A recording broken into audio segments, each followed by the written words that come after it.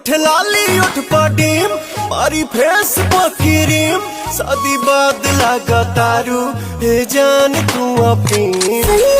सेवा करे से दिया करना दूध पी हमें प्रोटीन मिला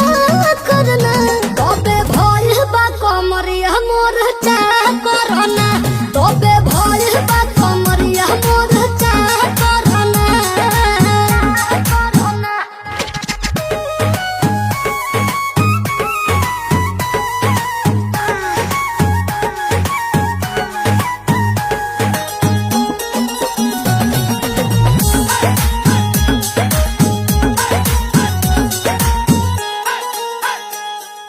जगला में जो करे वो करे रात के मिलेला सुकून खाके राजा जी के हाथ के अच्छा लागेला कमर ककरी से भइल काटा हराबा हो गलिया लागेला जान टमा ताराबा हो गलिया लागेला जान टमा ताराबा हो कहे तोर